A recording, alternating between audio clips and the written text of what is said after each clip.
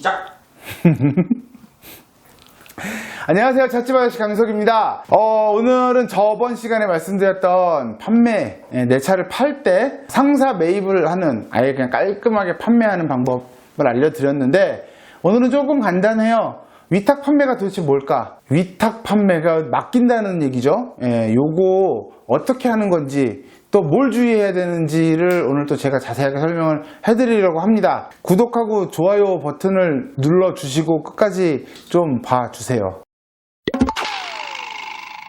네, 위탁은 말 그대로 내 차를 맡겨서 판매하는 거예요. 이거 왜 하냐면 딜러 중간 마진이 있잖아요. 저희가 1000만원짜리 차면은 뭐 850이든 900이든에 매입을 하게 되면 50이든 100이든 딜러 마진이 당연히 있어야 되는 거죠. 그러니까 그 마진도 싫으신 분, 그리고 사실 제가 말씀드린 500만원, 1000만원짜리 차량의 위탁은 그렇게 큰 의미가 없어요. 전에 제가 마진 말씀드렸던 것처럼 10% 뭐 그 정도 마진이니까 50만원, 100만원 뭐 요 정도 차이기 때문에. 근데 얘기가 달라지는 건 뭐냐면 좀 오래된 수입차 내지는 그러니까 뭐 5년, 6년 된 수입차나 아니면 회전율이 굉장히 안 좋은 차는 딜러가 마진을 높게 하고 갖고 올 수밖에 없어요. 그거는 운 좋으면 그 마진을 다 벌 수 있겠지만, 운 안 좋으면 똑같거든요.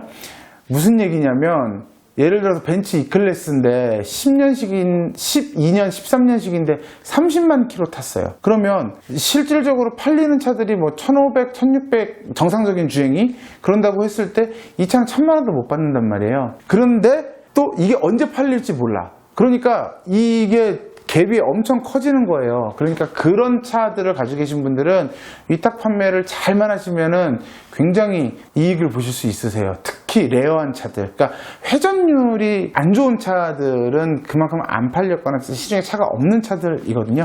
그러니까 좀 레어한, 내 차가 좀 레어하다, 뭐 F350 뭐 이런 거 가지고 계시다 그러면은 이런 분들은 제가 봤을 때 아주 고급 차들이나 이런 것들 저희가 이 폭을 1000만원 이상도 보고 갖고 오는 차들이 있어요. S클래스 같은 거나 이런 것들은 1000만원 정도 보고 가지고 와요, 실제로.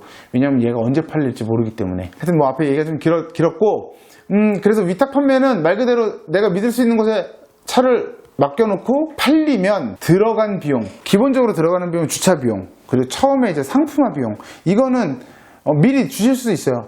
그러니까 과정을 안내해드리자면, 예를 들어 내가 제 친한 친구의 차를 위탁으로 가지고 와요. 그러면은 차 성능 점검을 받고 이제 상태를 보고 상품화 작업을 해야 되는 비용, 광택은 내야 되고, 야 실내에서 너 담배 너무 많이 피웠어, 클리닝 한번 해야 될 것 같아. 그리고 뭐 옆에 여기 세 군데 찌그러졌으니까 이거 수리비 얼마 해갖고 60만 원 정도 들어 라고 하면, 그래 알았어 하고 60만 원을 보내서 수리할 수도 있고, 아니면 차 팔리면 줘. 그럼 이제 제가 알았어. 그리고 내 돈으로 먼저 수리를 해주는 거예요. 이 차가 한 달 반 만에 나갔어요. 그러면 어떻게 되냐면, 한 달 반 동안 저도 이걸 세워놓은 주차비가 들어갈 거 아니에요? 그 주차비, 그리고 수수료를 받아요. 뭐 20만원, 30만원, 혹은 처음에 수수료 나는 20만원만 줘, 30만원, 친한 사람들한테는 저는 안 받거든요. 아예 안 받는데, 그냥 뭐 소개를 해줬거나 그러면 저는 이거 판매하면 판매 수수료 20만원만 받겠습니다. 아니면은 수수료 얼마 받으세요? 라고 먼저 물어보세요. 뭐 SK 엔카에서도 위탁 판매 해주는 걸로 알고 있어요. 근데 뭐 차량 금액의 뭐 2%, 3%, 5% 뭐 이렇게 받는 걸로 알고 있거든요. 그런 식으로 미리 조율을 하셔야 될 게 지금 말씀드린 이 내용이에요. 상품화 작업하는 데 들어가는 비용, 그리고 팔렸을 때 내가 얼마를 지불해야 되는지, 그거 두 가지를 체크를 꼭 하셔야 돼요.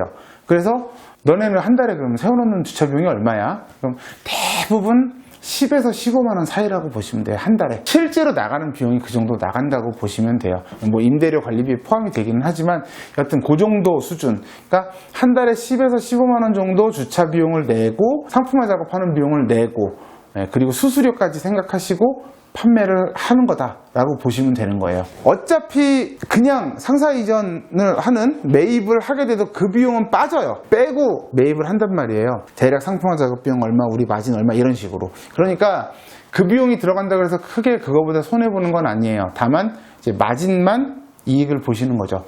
그러면 금액은 어떻게 해야 되냐? 사실 위탁은 소비자가 받고 싶은 금액을 받아들이는 게 원칙이에요.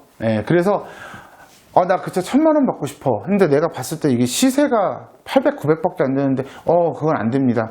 매입을, 위탁을 안 해주면 돼요. 근데 1000만원 받고 싶어 했는데 언뜻 보니까 1,000만 원 받을 수 있을 것 같네요. 일단 그럼 1,000만 원에서 시작하시죠 라고 하고, 정상적인 건 뭐냐면 한 2주에 한 번 혹은 뭐 열흘에 한 번 뭐 요 정도씩은 이거 차가 지금 문의가 어느 정도 왔고 이 금액에 안 팔릴 것 같아요. 금액을 좀 낮추시죠. 혹은 문의는 계속 오는데 뭐가 문제인지 잘 안 팔리네요. 조금만 기다려보죠. 좀 더 버텨보죠. 요런 논의가 계속 있어야 돼요. 차를 맡겼는데 한 달이 지나고 2달이 지나고 3달이 지나도 연락도 없고 뭐 막 이래. 그러면은 불안해지죠. 이게 어떻게 되는지 모르니까. 사실 요 부분 때문에 위탁을 안 하는 거예요. 누굴 믿고 차를 맡겨요? 이게 뭐 20만 원, 200만 원짜리 차도 아니고. 그러니까 정말 믿을 수 있는 사람, 믿을 수 있는 업체에다가만 위탁을 꼭 하셔야 돼요. 그래서 지금까지 말씀드린 걸 정리를 하자면, 첫 번째, 위탁을 맡길 때는 꼭 부대 비용을 확인하고 초기에 그런 거를 뭐 이렇게 위탁 계약서를 쓰시던지 아니면 구두상으로라도 명확하게 하고 계약을 하셔야 되는 거. 그리고 두 번째는 정말 믿을 수 있는 곳 아니면 맡기지 마셔라. 그 차를 가지고 뭘 어떻게 할지 모른다. 이 두 가지는 꼭 명심을 하셔야 돼요. 그리고 세 번째는 제가 지금 말씀드렸던 주기적인 연락을 계속 안 오면은 와서 왜 저한테 연락을 안 하세요? 내 차를 가져가서 연락을 좀 언제 주세요 라고 해가시면서 금액에 대한 조율을 계속 하셔야 돼요. 그래서 그렇게 해서 판매를 하는 게 위탁이고요. 마지막 단계는 뭐냐면 전화가 올 겁니다. 손님이 붙었습니다. 저희는 1,000만 원에 팔고 싶어 하는데 손님이 980만 원에 달라는데 어떻게 할까요? 980만 원에 파세요. 싫어요. 1,000만 원 받을래요. 그렇게 해서 파시는 게 위탁 판매예요. 그러니까 금액에 대한 거, 그리고 차에 대한 거를 정말 믿을 만한 분한테 그냥 훅 맡겨놓으시면 알아서 연락 오고 알아서 팔아 드릴 거예요. 그렇게 하고 수수료 받는 거거든요. 그런 방법으로 위탁 판매는 하는 거다라고 이해를 하시면 되고, 내 차가 조금 기간이 지난 수입차다 혹은 굉장히 고클래스, 대형차, 뭐 좀 비싼 차, 굉장히 레어한 차다라고 하시면 믿을 수 있는 딜러 혹은 믿을 수 있는 업체에 위탁 판매를 맡기시는 것도 나쁘지 않은 방법입니다. 그래서 개인적으로 저는 제 지인들이나 이런 분들한테 위탁 판매를 많이 권해드리죠. 그래서 잘 팔아드렸는데 그때뿐이더라고요. 아무튼 위탁 판매도 내 차를 비싸게 팔 수 있는 하나의 좋은 방법이다. 오늘은 여기까지 하도록 하겠습니다.